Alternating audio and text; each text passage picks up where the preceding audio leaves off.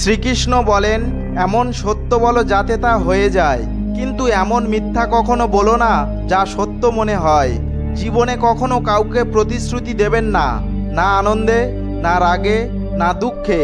কখনোই কোনো সিদ্ধান্ত নেবেন না, এটি গীতায় লেখা।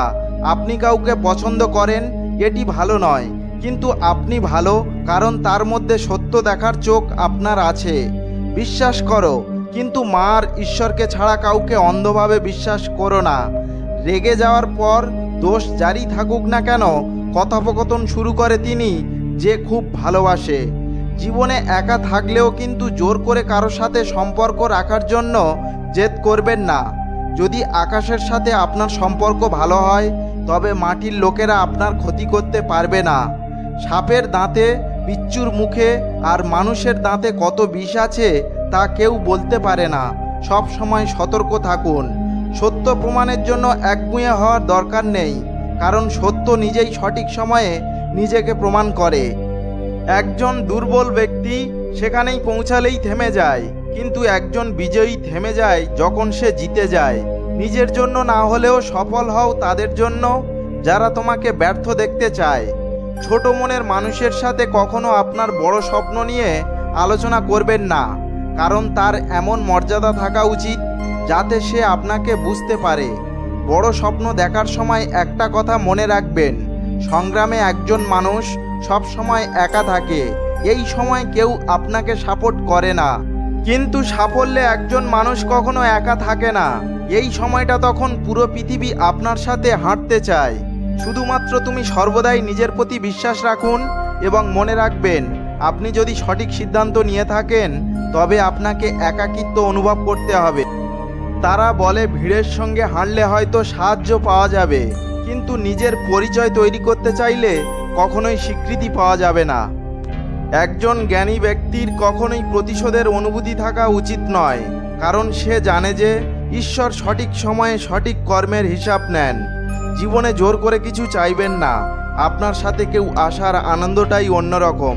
নিজের যত্ন নিন, কারণ সাফল্য সবসময় আসে ভালো চিন্তা থেকে, আর ভালো চিন্তা আসে ভালো মানুষের সংস্পর্শ থেকে। হয় চুপ থাকুন, না হয় এমন কথা বলুন যা পাহাড়ের চেয়েও মূল্যবান। নিজের জন্য সত্য অবলম্বন করা, অন্যের জন্য ভালোবাসা, সবার জন্য মমতা, এটাই জীবনের ব্যাকরণ।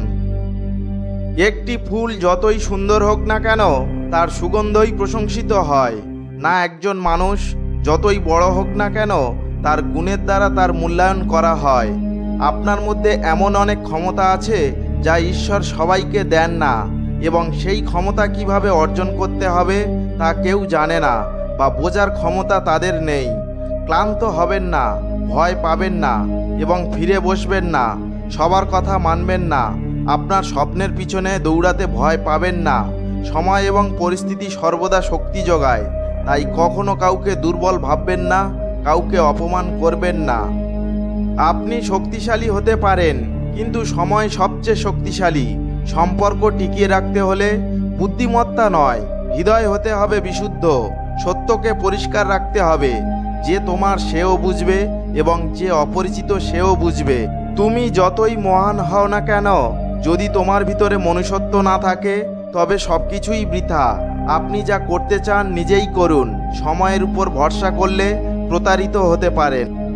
সর্বদা অন্যের সাফল্যের জন্য উদ্বিগ্ন থাকুন, নিজের সাফল্যের জন্য কম করা শুরু করুন। মানুষ বলে ভালোবাসা যদি সত্যি হয় তাহলে অবশ্যই তোমার কাছে ফিরে আসবে, কিন্তু প্রশ্ন হচ্ছে ভালোবাসা যদি সত্যি হতো তাহলে তোমায় ছেড়ে যাবে কেন? কেউ যদি আপনাকে ছেড়ে চলে যায় তবে চিন্তা করবেন না, কারণ কখনো কখনো ভুল মানুষের কাছে যেতে হয়। তাই যে ব্যক্তি আপনার কথার মূল্য বোঝে না, তাকে আপনার মূল্যবোধ জানানোর চেয়ে চুপ থাকাই ভালো। সফলতার যাত্রায় রৌদ্রের আলো কম থাকতে হবে, কারণ ছায়া থাকলে কখন ঘুমিয়ে যেত কে জানে। আপনি নিজে কিছু অনুভব না করলে আপনি আপনার কাঙ্ক্ষিত সাফল্য পাবেন না। অন্যকে অনুসরণ করে আপনি আপনার গন্তব্যে কখনো পৌঁছাতে পারবেন না। সাফল্যকে একটি চ্যালেঞ্জ হিসাবে গ্রহণ করুন। আপনার কোথায় অভাব রয়েছে তা বিবেচনা করুন এবং এগিয়ে যান। সাফল্য যদি আপনার লক্ষ্য হয় তবে সাফল্যের ভয় আপনাকে পরাজিত করতে পারবে না। বিশ্বাস অনেক বড়। নিজের কাছে পুঁজি রাখলে শক্তি হয়, আর অন্যের কাছে পুঁজি রাখলে দুর্বলতা হয়। সেই ব্যক্তি কখনোই আপনাকে সম্মান করবে না যার সামনে আপনি সর্বদা মাথা নত করেন। আপনি যদি উপরের দিকে তাকান তবে আপনার মনে হবে আপনার কিছুই নেই, আর আপনি যদি নিচের দিকে তাকান তবে মনে হবে আপনার অনেক কিছুই আছে। জীবনে যা পেয়েছেন তা নিয়ে কখনোই অসুখী হবেন না। একদিন যন্ত্রণা অর্থকে বলল, তুমি অনেক ভাগ্যবান, সবাই তোমাকে আপন করার চেষ্টা করে। যন্ত্রণা বলল, আমি অনেক অভাগা, সবাই চায় আমি চলে যাই। তখন অর্থ আদর করে উত্তর দিল, তুমি সেই ভাগ্যবান যাকে আমি পছন্দ করি, কারণ অর্থ হলেই মানুষ তার প্রিয়জনকে ভুলে যায় এবং যন্ত্রণা পেলেই মানুষ তাদের প্রিয়জনকে মনে রাখে। নীরবতাকে অনুশীলনে আনা সবচেয়ে সহজ উপায় হলো ধ্যান। আপনার মন যত শান্ত হবে আপনি তত কম কথা বলবেন। আপনার মনে যত বেশি চিন্তা থাকবে আপনার মন ততই খেলাধুলা করবে। ধ্যানের মাধ্যমে আপনি আপনার চিন্তা নিয়ন্ত্রণ করতে সক্ষম হবেন। আপনি এটি নিয়ন্ত্রণ করতে শিখবেন এবং তারপর আপনি দেখতে পাবেন কিভাবে আপনার ব্যক্তিত্ব পরিবর্তন হয়। ভেতর থেকে শান্ত না হলে বাইরে থেকে বিশৃঙ্খলা দেখা দেবে। পবিত্র জিনিসের অবমাননা করবেন না। যদি কোনো কিছু আপনার জন্য অপবিত্র হয় এবং একই জিনিস অন্যদের জন্য পবিত্র হয়, তবে আপনার সেখানে নীরব থাকা উচিত। আমাদের কোনো কিছুকে অবমাননা করা উচিত নয়।